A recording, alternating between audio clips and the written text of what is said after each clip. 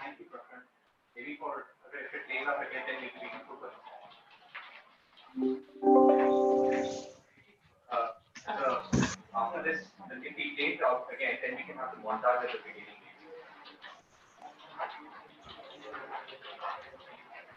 Yeah, thank you so much. Thank you.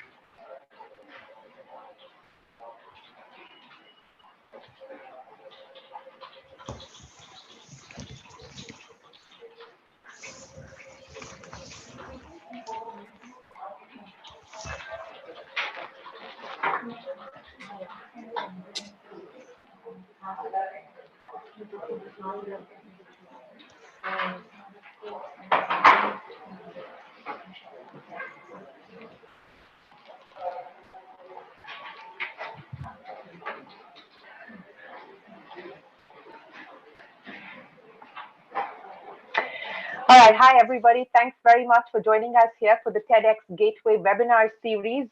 TEDx, as you all might know, is India's largest ideas platform and one of the largest in Asia. And I've been told that over the past 10 years, they've hosted about 300 speakers, gained over 400 million views, and brought together thousands of people together across different communities. Now, as you can see, the webinar series is called The World Has Changed, and it aims to bring together a bunch of experts, visionaries, thought leaders across different fields to your homes to create conversations that are meaningful in the uncertain times that we live in. We would like to hear from you. We want to make this as interactive as possible. So send us your questions in the Q&A panel that you can see on your screens below. We'd be happy to take up your questions on this webinar. Well, without further ado, let me welcome our first speaker on this webinar series. Joining us is Vivek Wadhwa. Vivek is a leading researcher and a teacher in the technology development and innovation area. He's taught at many universities from Stanford, Duke, Harvard, Carnegie Mellon. He's a regular keynote speaker, has been on the TEDx platform several times over, a columnist and someone who writes for the Washington Post, the Wall Street Journal, Fortune, and many other magazines and papers. Well, Vivek, thanks very much for joining us here. And I know it's a very early morning for you, joining us all the way from the Valley, but your time starts now. We'd like to hear from you on what your ideas and thoughts are on how the world has changed, with specific emphasis on India's role and relevance. Sure. Shereen, thanks very much. By the way, you're the superstar over here. I'm just a mere mortal. But anyway, to put things into perspective about how things have changed, we're all experiencing the pandemic right now. Now, there have been rumors about whether China deliberately engineered this virus. Why are there rumors like that? Because it's technically possible now for us to engineer viruses. This virus likely wasn't engineered. It was likely a lab accident and it went rogue. But now we have the ability to edit human beings. Just like in my last lecture, I said that everything that becomes information starts advancing exponentially, and the range of technologies are advancing on this exponential curve. So is humanity. We have been sequenced now. We can now, for a few $100s, have our entire genome sequenced, and we can understand the bits and the bytes that make us up. We've become software, and we can edit that software with gene editing techniques called CRISPR. We can now edit that software. So even though this virus may not have been engineered, the next one could be engineered. It's now technically feasible to create viruses that target a particular type of person. So that for example, this coronavirus, it seems that it hasn't hit India as hard as it has other countries.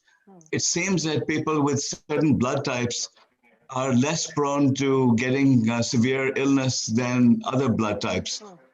So you can now edit for specific characteristics. Imagine now if China turned even more evil, and they realized from this experiment that they could debilitate the whole world and they can lock themselves down and safely insulate themselves. The next war could be fought with viruses. So this is the craziness. Now, on the bright side, just as we can create viruses, we can create antivirus software. So, the fact is that it's very likely in the next few weeks we have a vaccine. Not one vaccine, but as many as a dozen vaccines are likely to be developed over the next few weeks, which will show the efficacy.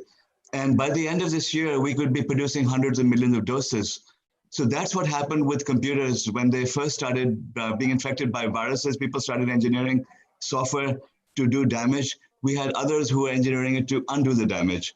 So now we're going to be in this perpetual state of virus and antivirus, and we're going to be developing defenses.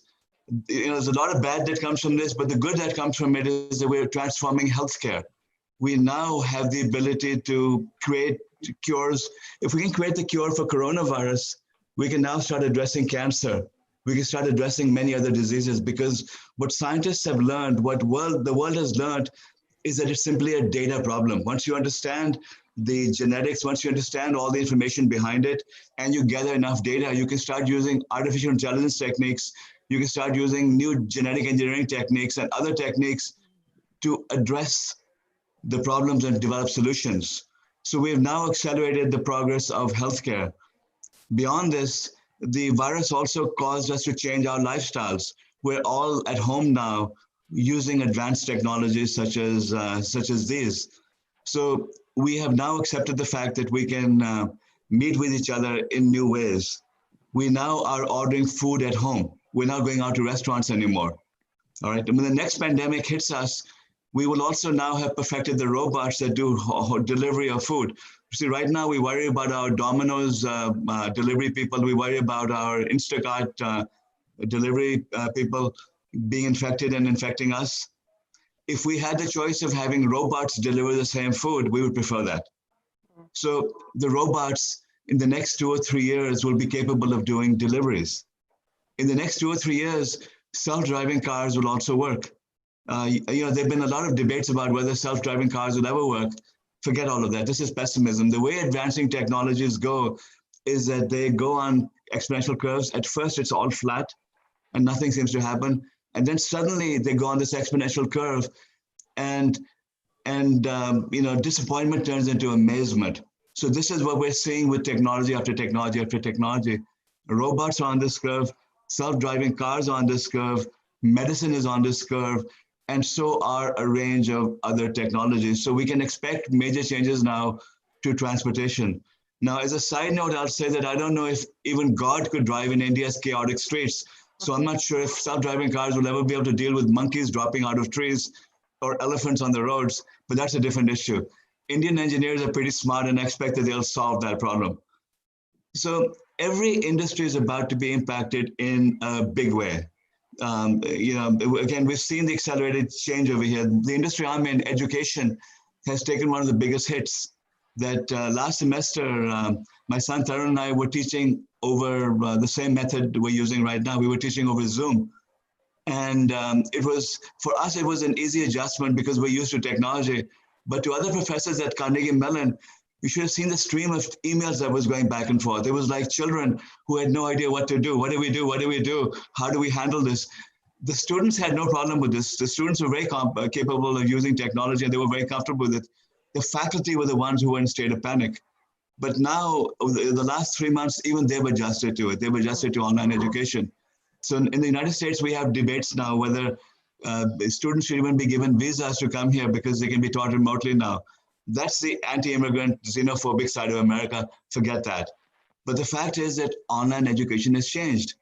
That we can now start communicating in this method. We can start doing knowledge transfer in new ways. So the poorest of the poor now can participate in this TED conference. Imagine, being able to be in a Q&A session with Shereen, Bhan, and CP Gurnani at the same time. This was unimaginable a few months ago, but even the poorest of the poor can get onto their geophones now, use GeoMeet, and be connecting with celebrities all over the world. This has changed. Now move forward another 3 or 4 years. Today, virtual reality is on this flat curve. Virtual reality headsets are pathetic. They're big, they're bulky, they're expensive. But if you start thinking exponentially, you begin to realize that within 2 or 3 years, they're going to get smaller and smaller. That what costs $400 today will cost about $100. Move forward 5 years, what costs $100 will cost about $10. And then you'll have Mukesh Ambani coming out with GeoVR. What will GeoVR be? GeoVR will probably be some eyeglasses you wear that turn dark and take you into holographic worlds. So just like GeoMeet will allow you to do what we're doing right now, imagine if we could be having this meeting on another planet Or let's do it in Hawaii, perhaps. I mean, why be stuck in our homes and why have these backgrounds we have? Why not be in 3 dimensions? Now you have to understand the implications of that. If within 2 or 3 years, virtual reality headsets completely change, then the whole of IT changes. I mean, CP Gurnani is going to be talking about, Tech Mahindra and what they're doing. They've been through radical change after radical change, adapting to it, but they're still developing clunky old user interfaces for their customers. Clunky old spreadsheet type of interfaces. Imagine now if they could develop visualization systems in 3 dimensions so that the CEOs of companies could see the progress of their sales, the advances of their core products in 3 dimensions and experience it. Imagine if they could start building an entirely new set of user interfaces with that. Imagine if universities were now developing holographic education systems so that just like I'm teaching you, and this was actually a holograph, and with the difference being that it's an AI-based system that understands your learning. If it sees you and sees that you're falling asleep in the middle of this lecture, it switches gears. It takes you into a different mode. If I want to teach you mathematics, rather than having you ratify some calculus and tables, I took you to Egypt and we had you build pyramids. Or I took you into ancient India and we had you had you interact with some of our most advanced mathematicians, and they taught you the basics of how mathematics works. That's a completely new method of learning. Or better still, for my Indian friends, we took you into Bollywood, and you could impress your favorite heroine or hero by talking to them in mathematical terms. See, these are new methods of education, all of which become possible in the next 2, 3, 4 years. I'm not talking about 20, 30 years. I'm talking about 2, 3, 4 years. Now, here's where India comes into play. That India can lead this revolution. The same technologies that we have here in Silicon Valley, you have available to you in India. Entrepreneurs can do today what only big labs and universities and governments could do before. They can not only engineer evil viruses, they can come up with the antiviruses. They can come up with cures for cancer. They can develop world-changing products to manage our health. They can develop new methods of education. All of this can be done by all of you. You don't need, the might of Tech Mahindra to do this. You can do this yourself. You can challenge the biggest companies. You can put large companies out of business by developing radical technologies which transform the world. And this can be done from India. In our conversation, hopefully we'll get a chance to talk about some of these things that are already happening, but all of you can participate in this revolution. With this, let me hand it back to my friend Shereen Bhan. Thank you so much, Vivek, for your opening comments, and I'll come back to you. I have several questions for you, but just a quick comment on some of the things that you spoke of with reference to one of the big challenges that the world will face, perhaps, is the threat of biowarfare, and I think that this is something that has been spoken of. But in the context of India and whether this virus is acting differently in India, I think it's acting differently in this region, not necessarily because of what you mentioned, that the virus is designed to act differently in this region, but there's a whole host of issues, including collective immunity built over the years on account of various factors. Of course, all of this has to still be conclusively proved by way of evidence, but it's not just India. It is this region that's tracking very differently from the developed world. On the larger issue of the new normal, which has become the buzzword, and how is the world changed forever and so on and so forth, I think it's instructive, and I want to quote Bill Gates here, because I think very often we tend to extrapolate from immediate events of what could this be in terms of irreparable changes. And I think what he said was that we always overestimate change that will happen in the next 2 years and underestimate the change that will happen over the next 10 years. So I think keeping that in mind for this conversation will also be interesting. Let me welcome CP Gurnani to the conversation as well. Mr. Gurnani, of course, is the MD and CEO of Tech Mahindra, one of India's leading IT services companies. He believes that digital is the great equalizer. CP, your time starts now, and then we'll get into a Q&A after you finish with your opening comments. Thank you, Shereen, and thank you, Professor Wadhwa, for being provocative as usual. I still remember a session that Professor Wadhwa conducted in which he warned the Indian technology industry that the change is going to be exponential.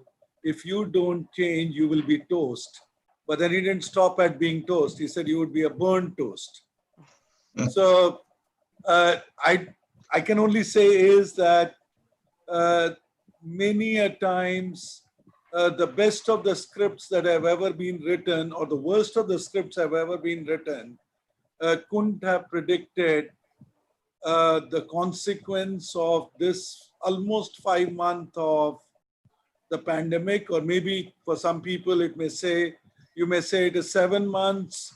It's only in India we started taking it seriously from March 10th onwards. Clearly, it is a reset button for almost everybody. For people like me, who used to travel 150 nights a year, it's a reset button that one has been home for more than 150 days. I think the reset button has happened in many, many different ways.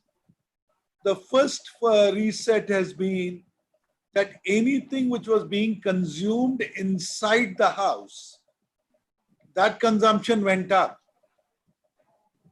And look at it. I mean, whether it was a cure fit, giving you lessons in yoga or fitness, or whether it was online services delivering you essential goods, or whether it was, some of the moments which were just waiting for a trigger to happen, online pharmacy, online, the distribution network, even your neighborhood grocery store becoming online. I mean, everybody who could go digital started going digital and has gone digital. I think that's really where the India opportunity is. I mean, I was so happy to look at India finally taking a call that every time a new building ever got made anywhere in the world, particularly in Middle East, it was always the artisans and carpenters from Rajasthan who went there. But when it came to importing furniture, I mean, all our, half the furniture in India started getting imported. Now, was that right? Were we actually taking into account that the technology has no barriers, that you could manufacture in Jodhpur and consume in Jorhat, and that world at the digital marketplace can be redefined, that a farmer income can be doubled. So all of these were changes which are ready to happen. It just required a crisis for us to come out.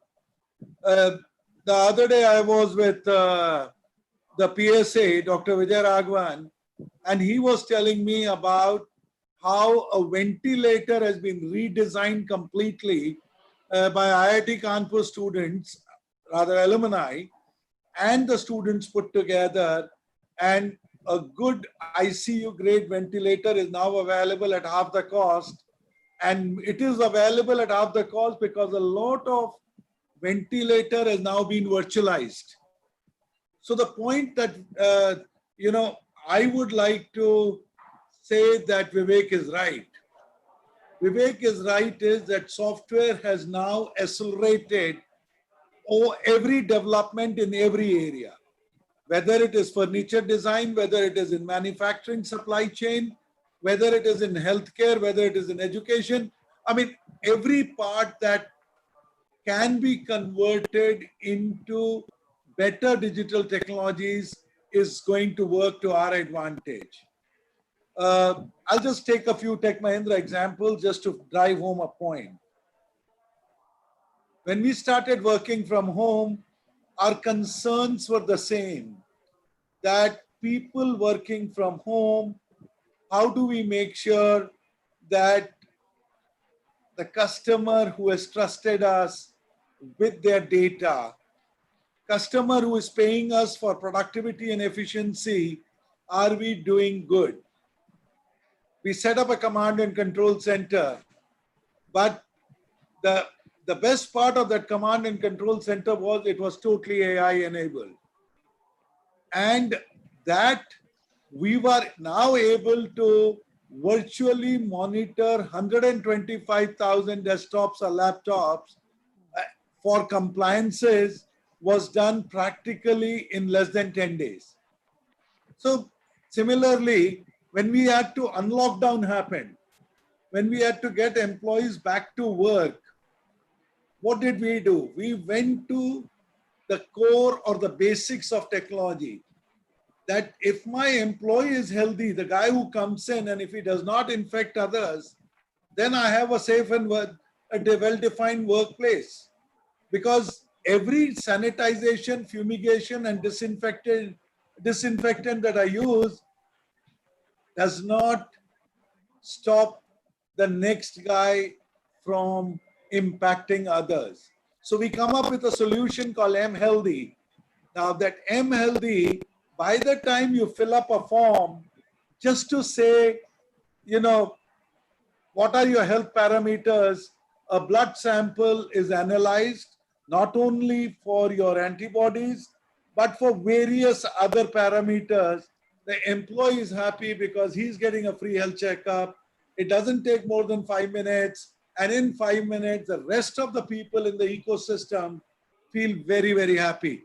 I think when somebody says restaurant industry is impacted or a mall is impacted or a movie hall is impacted, I think they should look at what Tech Mahindra did for M Healthy, because that I think is an answer to every aircraft or every crowded place, wherever people, whether it is Bajaj Auto or whether it is Tech Mahindra, I think there are solutions.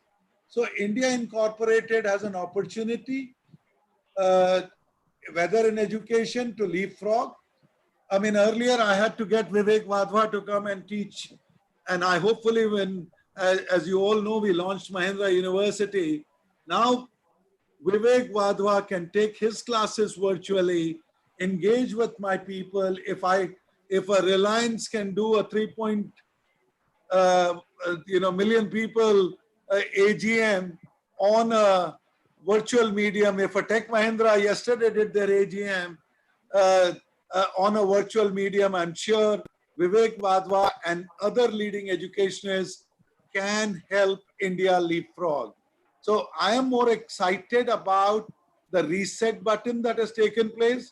I genuinely enjoy, my going back to office, fighting with the various challenges. I enjoy the cooler talk, and I'm happy that we are innovating to make workplace better and hopefully the world a better place even after it changes. Yes, I think we are now getting accustomed to what this reset is going to mean for a bunch of sectors, and I think it's going to play out differently for different sectors. I think one of the sectors that clearly has been resilient through this is technology. We've had the ability to see tech companies move almost 95% of their employees to work from home. Whether this is going to be the new reality, even post this pandemic easing or a vaccine launch, we don't know, but that's what CEOs seem to suggest. Companies like Google, etc., have extended their work from home, voluntary work from home policy to 2021. So let's start with that. And CP, let me ask you this, because, everyone assumes now, or at least at this point in time, suggesting that this is going to be the new normal, that it is going to be work from home forever from here on. Do you truly believe that to be the case, or do you believe that this is an interesting experiment, and as the pandemic eases or as we get closer to a medicine or a vaccine and the fear eases and abates, we will start to see a return to some degree of normalcy, albeit much more flexibility?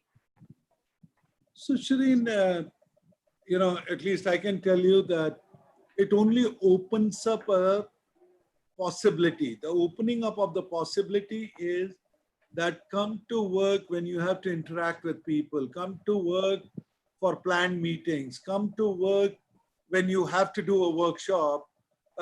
And to a large extent, this hybrid working is the way I look at the future. Now, different people, different industry, it would mean 20% work from home to 40%, 50% work from home. Yeah.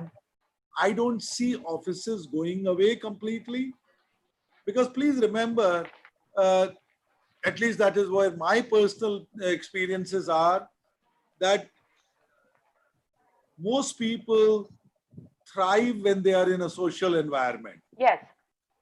And you cannot take that away from people. The second part is, for an innovation to happen, somewhere the competition has to emerge. And that competition only emerges when you are in a group mode. That's why, if you remember, most of the civil services or most of the armed forces have always had a test called group discussion. I mean, it was again to check how an individual reacts to people, how an individual, works with the teams, and how an individual communicates. So I don't think that is going away. But yes, what is good, and which is probably the best thing that has happened, is that this pandemic has extended your workplace environment. So you will, if you're the days you don't want to commute, or the day you want to, with your spouse, you want to share some responsibilities, you will adjust and you will have flexible working hours and flexible workplaces. So I welcome the flexible workplaces. For people of my generation, or at least me, I will go to work every day.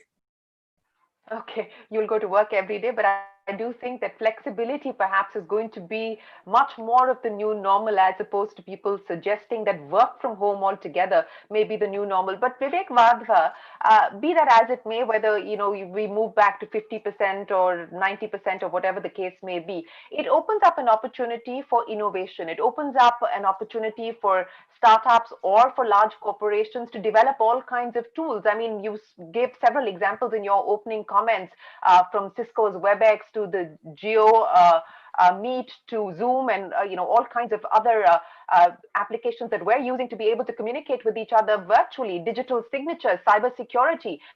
This is going to now open up a whole bunch of new opportunities as this work from home flexibility becomes institutionalized and less of an experiment. Yeah, that's exactly right. And entrepreneurs who are learning the opportunities right now and doing something about them are the ones who are going to be building the next billion-dollar companies. There literally are incredible opportunities here, because most people haven't even thought about all the things, all the new needs we might have. We need new types of communication devices. We need new ways to keep us entertained. We have to have better ways. CP being home for 150 days with Anita, I'm sure Anu's ready to kill him right now. So you need to have different methods of socially interacting and dealing with relationships. There's so many different things that need to be developed right now, and it's opportunity time. It's not only opportunity for large companies; it's opportunity for entrepreneurs to come up with brilliant new technologies. Yes, it is opportunity, but let me bring in some of the questions, and I think we must be mindful of the realities that we're dealing with in India. CP, you said that you believe that this is India's moment, India is going to leapfrog, and so on and so forth. And while we have seen, online education take off, and companies like Byju's, which are Indian companies run by Indian entrepreneurs, started by Indian entrepreneurs, are making waves globally because of what they've been able to do in the online education space. The fact of the matter is that there's also a great degree of inequality, whether it is digital infrastructure or otherwise. The question that's come in from Venkatramana Grobam is, how do you think this virtual education in these challenging times will work in India? Over 60% of the population in rural India has poor infrastructure, power, roads, internet connectivity, smartphones, etc. CP. I do agree that we do have a last mile problem. I know Indian government is seriously looking at increasing the connectivity, taking the BharatNet to the last minute. So it is definitely one of those areas where we have to do more. But at the same time, look at the possibilities today. The possibilities today are that there is technology available, and it is now, I believe this will become the trigger point, because we all said we have to connect the last block and the last village in the country. Yeah. We are probably going to experiment a lot more. And I personally know that I have had a conversation with the Secretary Department of Telecom, Mr. Anshu Prakash, where based on, as you know, Tech Mahindra has worked a lot on connectivity and telecom, and there are at least 4 new proposals being considered. So innovation in connectivity, innovation in the handsets, innovation in the way education can be given on a virtually what I would call a light version. Yeah. I mean, Netflix can think of reducing the the traffic on the internet so that more people can consume Netflix. I'm sure we will do whatever it takes to make education happen in the last mile. Yes. And I want to yes, add something to that. Yes, I want to add Vivek. something to Go ahead. the opportunity for India is to leapfrog. Don't try to catch up. For example, rather than laying power lines, let's jump into solar. Because solar is advanced to the point right now it's competitive with fossil fuels. Well, why not now set up solar all over there? And rather than trying to install landlines for internet or worry about fiber, let's go directly to satellite or Google Loons or whatever. Bharti Airtel. I was very surprised when I read this yesterday. They bought 45% of OneWeb. I don't know if you realize the implications of that, because the OneWeb technology is an opportunity to leapfrog the entire generation of today's internet by delivering through microsatellites. That could give India a huge strategic advantage. Forget about 5G. This is you can now transmit. If you have another set of transmitters, you can have Wi-Fi everywhere, blanketing the planet. And you don't even need 5G. There can be all sorts of new innovative solutions being developed over there. So the key here is to leapfrog, not to catch up. Yes, to go beyond the existing technologies, do what happened with going from 2G straight to 4G. We didn't really have to go the 3G route. CP Gurnani, let me ask you a question that's come in from one of our attendees, Shreyas. Writes in saying, how do you rescale a workforce? How do you build agile capacity in an organization's DNA? And CP, going back to your opening comments of, Vivek Wadhwa telling you that if you don't make yourself relevant to today's marketplace, you'll be burnt toast. Now, 50% of Tech Mahindra's business revenue currently is from your digital business. So what have you been able to do in terms of making the workforce more agile, reskilling? And more importantly, I mean, this is a net employer, the IT services sector. Given the current situation, what's the future as far as hiring is concerned? We're living in an era of more automation. We're living in an era of higher efficiency and efficiency gains. What happens to hiring? I think, Shereen, it's a very important question.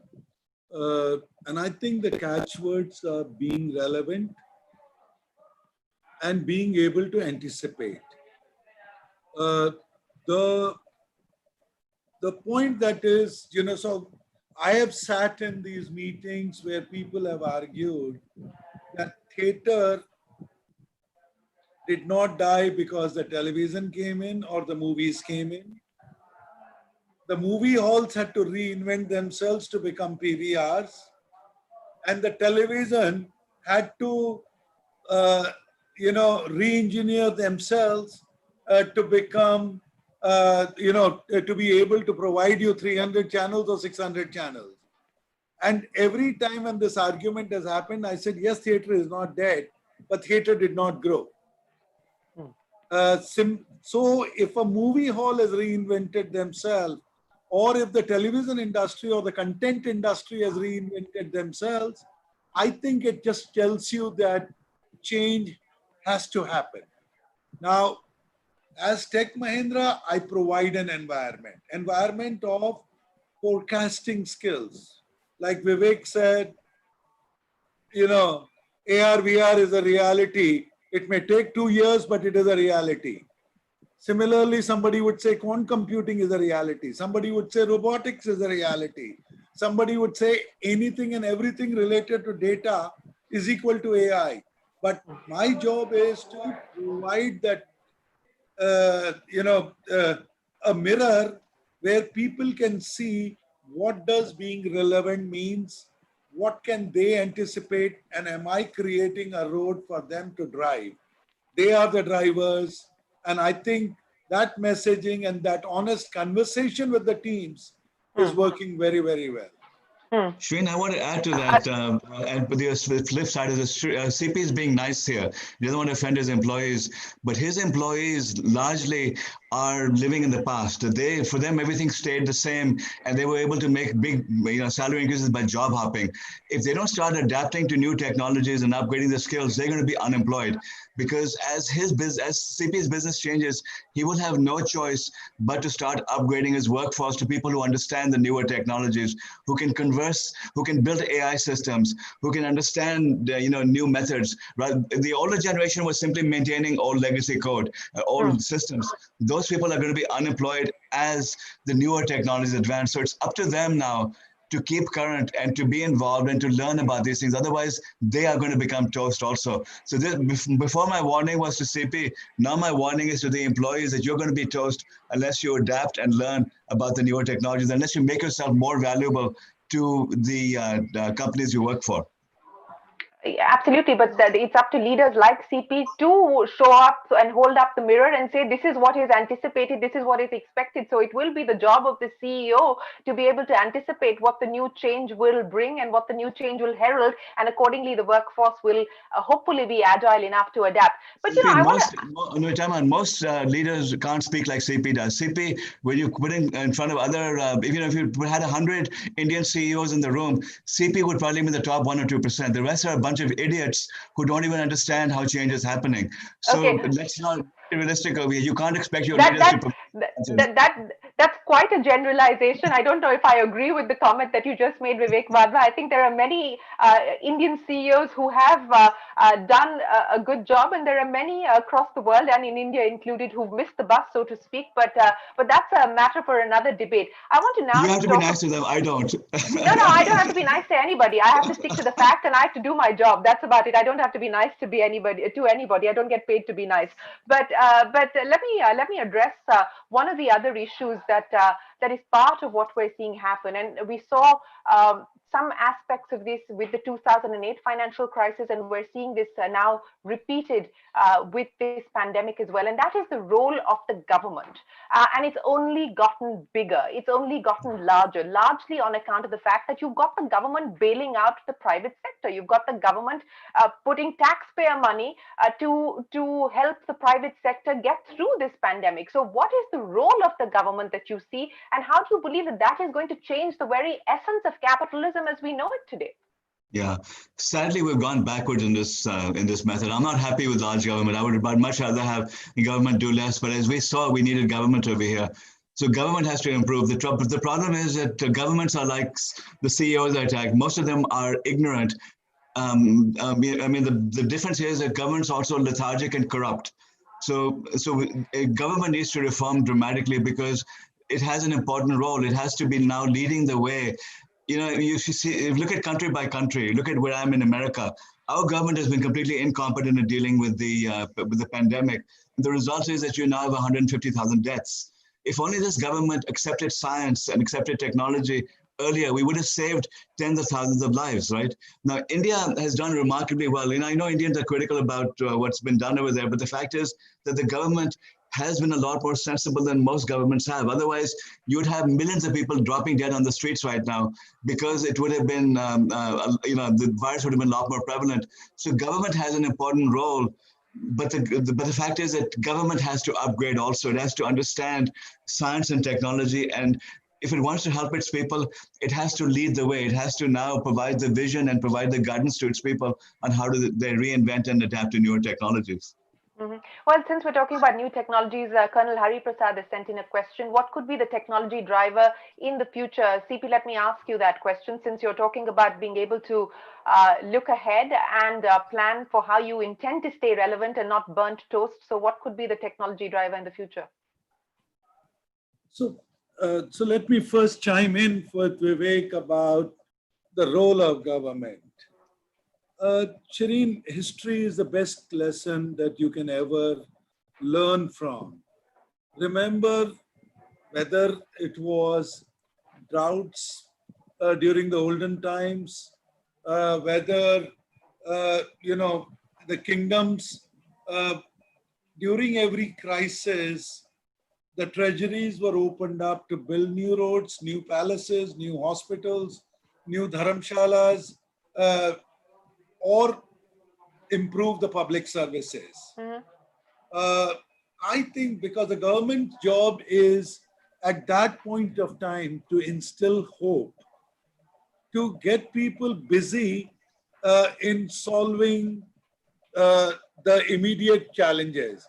So I personally believe that while we have worked a lot on the stimulus in India, I don't think we have set that, that vision of building that hospital or building that palace. So my request to all of us who can work with the government is, why not anticipate that there will be another coronavirus? Why not look at funding another cancer research or an Alzheimer research? Because all it has proven is that knowledge is the differentiator. Like you expect the reskilling of an individual, and you said relevance and anticipation, I think we can do a lot better. No.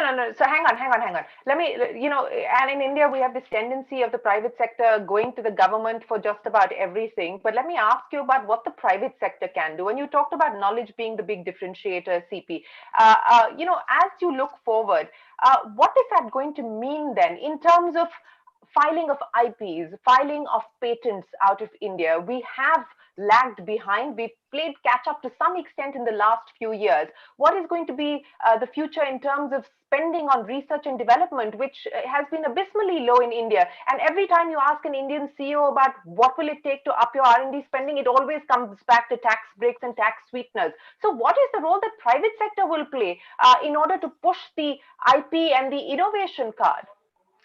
So again, Shereen, there's no point in being generic about it. At least I can tell you from our Tech Mahindra perspective is that we continuously, that the reality is when the first 5G announcement happened and the first time the self-reliant or an Atmanirbhar, I mean, you guys covered it in your news channel, that when BSNL wanted to build a 5G network, which was at least miles ahead of anyone else, which was software-defined network, Tech Mahindra is the first company which raised its hand and said, we will supply it. So it is not that one is, and trust me, there's only one other country which has done a software-defined network 5G rollout, which is Japan, and thankfully it is Tech Mahindra which was a part of it. So, hey, I want to put a plug in for CP over here because normally I'm very critical about Indian IT and don't put in a plug in for CP, but put in a plug for India if you want to. Don't put in a plug for CP. He's doing a good job of it himself. No, this M Healthy was talking about. I don't know if you realize the magnitude of this, that what they're now implementing is the technology. And to be a disclosure, I've been involved with it. I pushed him, twisted his arms to get him to install HealthCube. But what they're now doing is that they're now doing complete medical checks on every single employee who walks in their doors, which means that everything from blood pressure to blood glucose, blood oxygenation, identifying risk factors, and then testing them for antibodies, antigens, whatever is needed. And then they're gathering data like no one ever has. I've taken a sneak peek. I probably shouldn't disclose it, but I've taken a sneak peek at the data that they're gathering of themselves. Already now, they have more data on the health of people in different regions of India than most people do. Within the next year or so, there'll be millions of people who have been checked by this platform. India will have data on coronavirus and on health that no other country in the world has.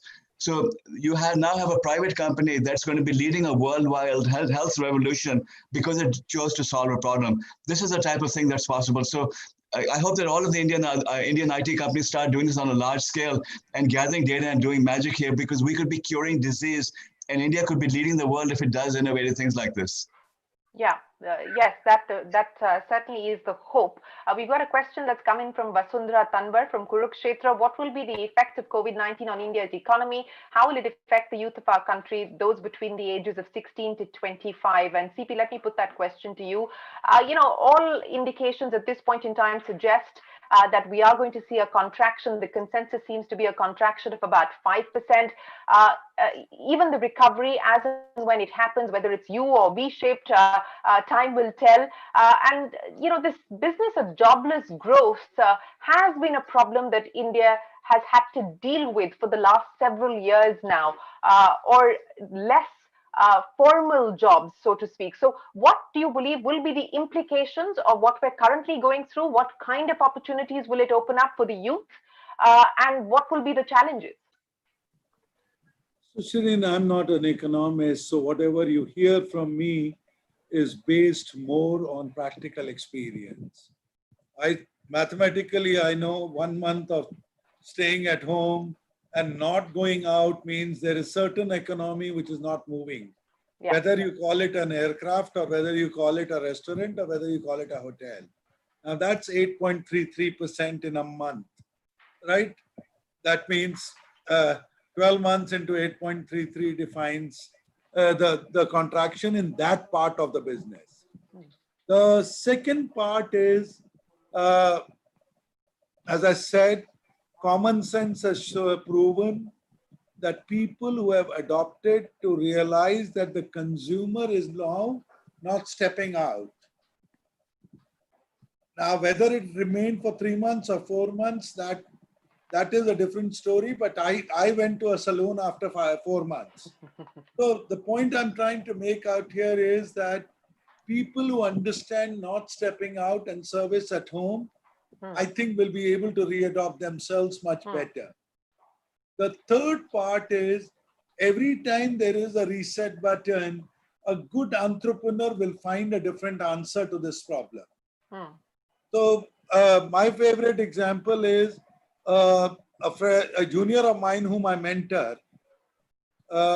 He was doing about 10 crores of business out of Indore and he had a WeWork equivalent. On 15th of March, he calls up and he said, what do I need to do? I said, where is your consumer? He said, at home. I said, what does he need at home?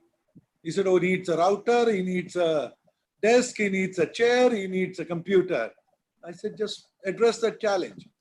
And his business has actually gone up.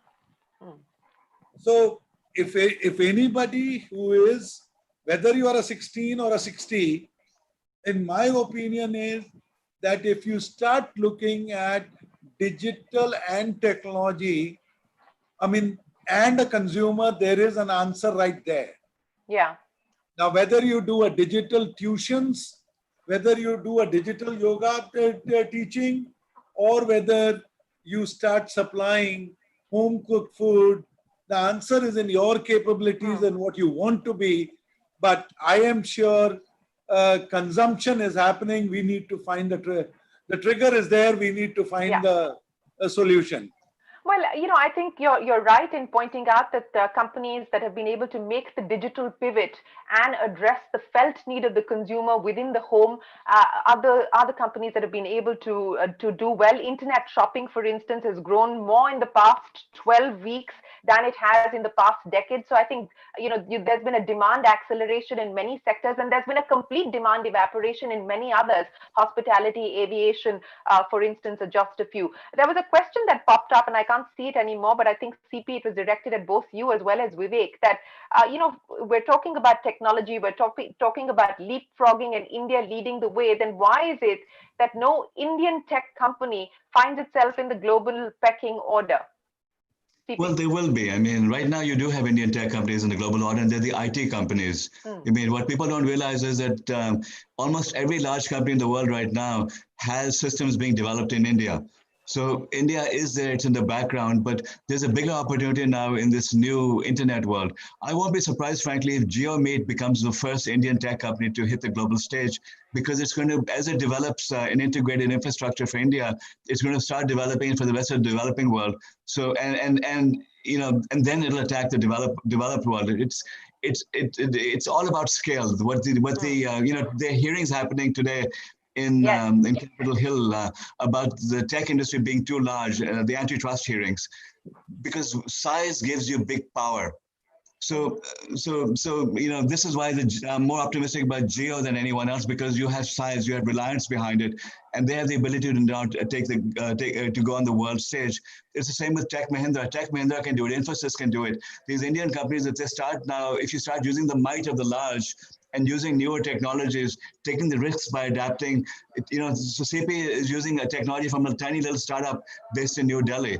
He's betting his future on that. But that's the type of risk that Indian CEOs need to take, is to bet on domestic technologies that can change the world and then use their size and their might to take it global.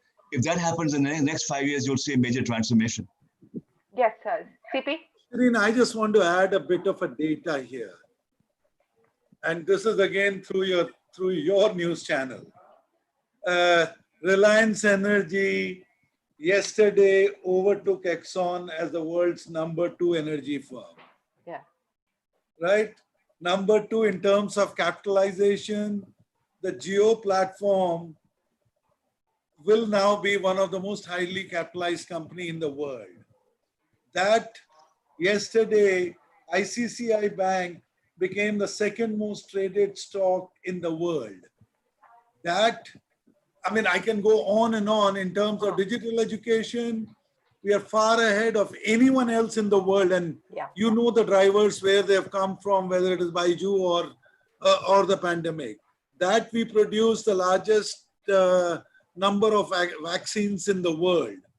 So I don't think that India has really lagged behind. And even in IT, that TCS would be the world's top 10 companies in the world. IT services. 50% of the services market is out of India. Yeah. So, I mean, I know it is a common Indian habit of pointing what a dream should be, but I can only tell you is that many of the dreams are being delivered as we speak, including at Tech Mahindra being one of the largest telecom service providers. Yes. No, absolutely. And you're responding to a question that's come in there with your thoughts. But I think there's a question that's come in from Shefali. How do you suggest that companies encourage innovation when employees are not feeling so motivated due to the lack of fresh air? Vivek, Wadhwa, would you like to take that? Well, if they're not feeling motivated, they're going to be out of a job, because innovation is survival right now. Now, the problem in most companies, if it's coming from Shefali, it's coming from a relatively lower level. It's very difficult for employees to innovate. But what they have to do is that they can take their jobs, what they're doing, and do it better. They can come to their managers and provide advice on streamlining entire processes. So everyone has to take their role in using, developing better methods and innovating. But the fact is, if you don't innovate, you're going to be toast. If you do innovate, it's likely you're going to be a lot more successful, even if you fail along the way. Yes. One of the other things that you spoke of, CP, and I think we're pretty much coming to the end of our time here, so we'll take a couple of more questions. But one of the things you spoke of, CP, was this business of the e-marketplaces coming up, and then, of course, what we are likely to see as a consequence of not just this pandemic, but the move towards deglobalization, which we've seen over the last few years, is a reshaping of the global supply chain. How do you believe that is going to open up opportunities for us here in India? So to me, globalization and deglobalization have always gone hand in hand. Because when you globalize, you also have a job to make your own industry competitive. And you need to be a little self-centered, because if you're not, then somebody else is taking advantage of you. So in whatever examples that you would see, let us say, take automobile sector. In automobile sector, while we globalized and got Suzuki in, but we deglobalized by insisting everything is manufactured here. We did have some trade barriers, and we wanted to have a differential excise duty for parts which are imported and the parts which are manufactured here. And you saw the whole of this auto ancillary industry being born in Gurgaon and then rest of India. So I think it has always gone hand in hand. Now what has happened is, I think the rhetoric has increased dramatically.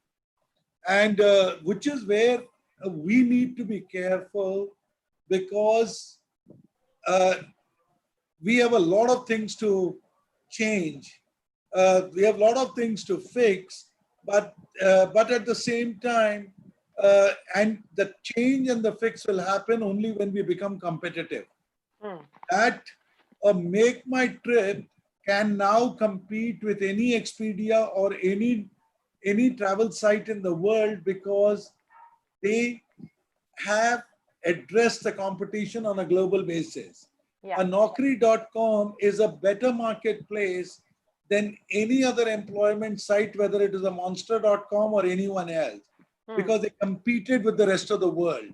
So my personal assumption and my personal desire is, whether it is pharmaceuticals or whether it is agricultural marketplaces or whether it is agriculture produce, I think as long as we create a fair playing ground and we take into account that some parts of our industry will take a little longer to develop, and we are able to give them the runway, I think we are doing well. Okay, but except that we need to be cautious of using tariffs, technology, quality, and competitiveness. Those should be the levers for the future, as opposed to banking on tariff. But Vivek, we've got a question in from K. Gokula Krishnan. He says, will campus hiring be different after the pandemic, as companies would expect students to have a wider skill set? Would multi-domain knowledge be a benchmark? Yeah, it will be different. First of all, there's going to be much less hiring. Don't expect now the Indian IT companies to be hiring all the engineers that they hired before. So you have to now be a lot more creative. You also have to now be able to communicate. A lot of the interviews will be done the way we're speaking right now. So you have to be able to communicate a lot more effectively. You have to have a much broader set of skills on your resume. You have to be able to talk about everything from data analytics to self-driving cars, literally, because companies are expecting people to have a more rounded background. So it's up to you, the students, now to start learning and to be able to present themselves better. Go on LinkedIn now and start writing some essays. When I tell my students, my engineering students at Carnegie Mellon, when we do class exercises, we have them post their exercises on first on Medium, then on LinkedIn. So they're sharing their ideas, their concepts with the world. What that does is gives them an advantage, because it shows the employer that these people can not only think creatively, but they can also communicate creatively. That's the type of thing that students will have to do now, is to be able to position themselves as being different than everyone else. And if they do that, they win the game. Okay. CP, are you going to be hiring? What's the plan as far as hiring is concerned, and what will you be looking at now?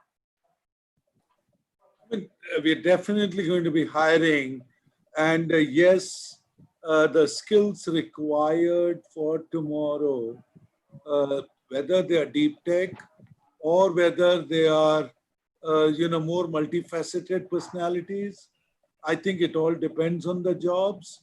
But there is clearly a requirement. On one end, I have at least 120 skills where I'm not able to get the right people, and I'm investing a lot of time and money to train them. On the other end, I do have a legacy skills, which I think I have a bit of a surplus. So it is going to be a fine balance, and we are working with academia, we are working with the students, we are working with our own employees to make them more suitable. So are you reskilling the legacy hires? Yes, Shereen, I mean, it is, as I kept saying in the earlier part also, we anticipate a certain level of engineering skills, we anticipate some of the leadership skills, and we do communicate internally and externally so that people and us can collaborate, connect, and become better. Okay. Speaking of becoming better, this is an important question that's come in from Dr. Karunakar Jha. What about mental and health issues arising out of excessive use of technology? And it's not just about technology. I mean, the workplace has changed. Our social behaviors have changed. What are companies doing through this pandemic to try and reach out to employees, to try and create a support system? Because this has been difficult for many. CP, this is your question. So I think again, I don't want to make it like a commercial for M Healthy, but it's really turning out to be a commercial for M Healthy. So the point is very simple, and again, Shereen, the story is now a fairly public news that at my home, when we launched the service, I wanted to test out my own staff, personal staff. And my cook's 2 children did not fare very well in those tests. But the reality means is that A, we looked after those 2 kids. We were able to counsel a lot of people in the process and the families, because what was the visible sign of testing my staff? It was not only to keep myself healthy or my family healthy, it was also a visible sign was that, guys, if you serve your family better, an extended family better, together we will win. So today, for example, my HR department reaches out and does many small things with the family. Now, obviously, it cannot be a soccer match in the stadium. Yeah. So you have to improvise a bit, and you have to end up doing the Indian thing called Antaksharis, or you have to do the Indian things like playing Scrabble but we do it with the families. We encourage people to take time out on one end to remain healthy, and number 2, to disengage from work and get into some of these sometimes counseling sessions and sometimes play sessions. So I think it is and if I were to say, Dr. Jha, do I have all the answers? No. Yeah. I mean, we are working through them. I think that's the important part, that nobody has all the answers, and a lot of the playbook is being shaped and written as we go along. I think knowledge, of course, is important, but empathy equally is important as we grapple with what is an uncertain time. Vivek, let me give you the final comments then. In terms of this playbook, the number 1 priority for the government and the number 1 priority for the private sector for India specifically. What the government has to do is to enable its people to rise and to solve their own problems. It has to educate them. It has to lay the infrastructure. It has to facilitate. It has to streamline regulations so that they can open businesses and do what they need to do.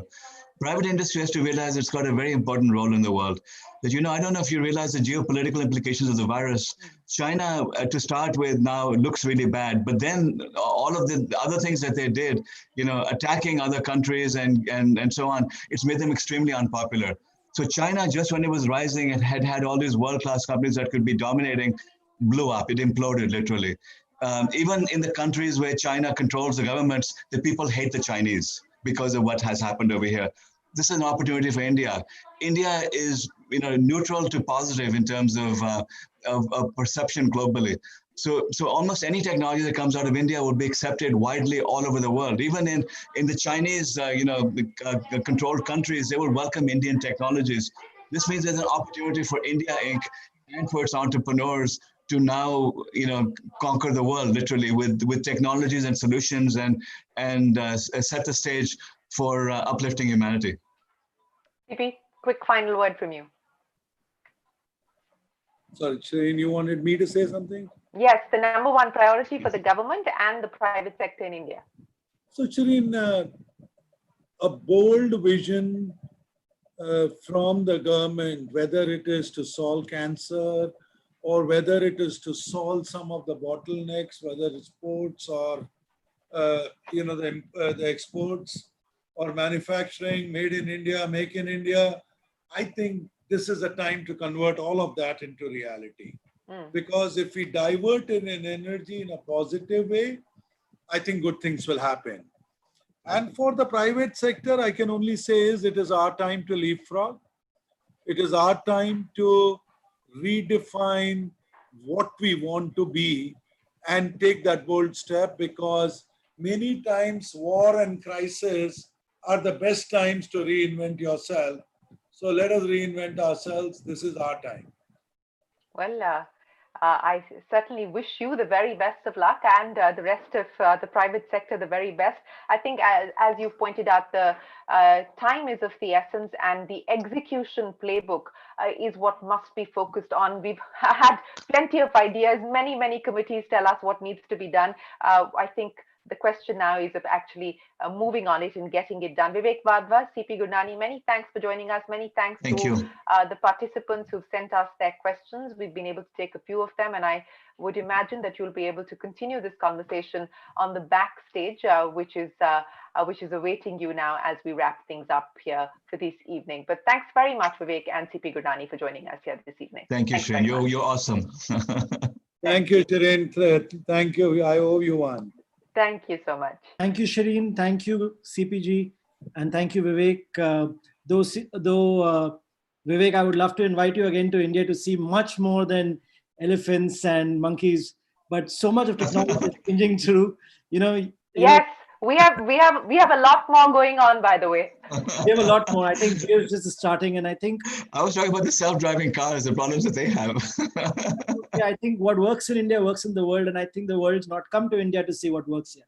So you should probably look at India learning, look at the world learning from India soon. And I really I'd love to travel to India. I'd love to travel outside my house right now. I'm stuck over here like everyone else is. Air India is operating flights. Get yourself there. I'll make sure on it, and you'll be far safer in India, I assure you. Right. Thank you again. Thank you, Vivek, and thank you, CP and Shereen. You were fabulous. You were as good as a speaker. Put your thoughts there and had a great conversation. So thank you for putting in the point of the people, and thank you for making time for this. Thank you. My pleasure. Thank you so much. Thank you, Shereen, and thank you, Yash. And I believe you want us backstage now. Yes. Thank you. Thanks, Take care. thanks. Join us next week because you have sessions here. You have the session descriptor here. Attendees, thank you for making time today.